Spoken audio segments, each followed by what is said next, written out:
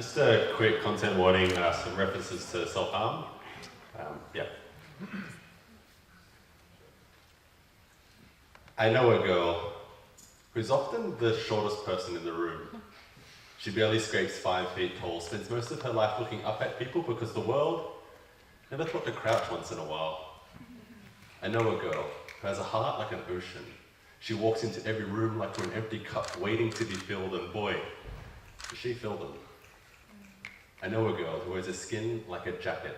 She sees zippers on her thighs and tries to open herself up when things get too warm inside. And the day she told me she took a blade to her skin was the first time I ever cursed at God. Because who puts an ocean on this earth and then convinces the ocean to part itself? I know a girl who's the biggest person in every room.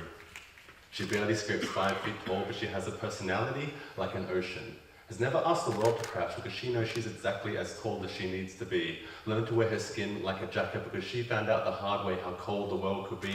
Saw zippers on her thighs because nobody showed her there were less painful ways of letting the heat back out again, because nobody had told her she had a reservoir inside her chest. And if I could, I would love all the sharp objects away from her skin. I would wrap her in the arms of everyone who has ever cared for her. Anyone who's been lucky enough to witness how well she catches the sky. I would tell Moses himself, put down your staff. It is an ocean. If you're prepared to walk around, then you better learn how to swim.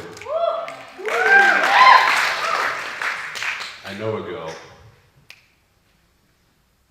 who loves writing about the color yellow. She wears her skin like a cardigan these days, and damn, does it look good on her. Keeps things just warm enough inside. Faint outlines trace her thighs with zippers used to press against her skin, but she stopped trying to hide those long ago. I know a girl who is the strongest person in every room. She barely scrapes 5 feet tall, but she wears her waves like victories, and every time I see her, I'm reminded that God does exist. And that God put oceans on this earth so that we'd always have more questions to ask. And God called one of those oceans my friend, and I call myself lucky. I know a girl who is often the shortest person in the room, but she walks in like the brightest summer I've ever seen. She holds out her hands, and I see oceans, catching the sky and the sun, and on more than one occasion, me.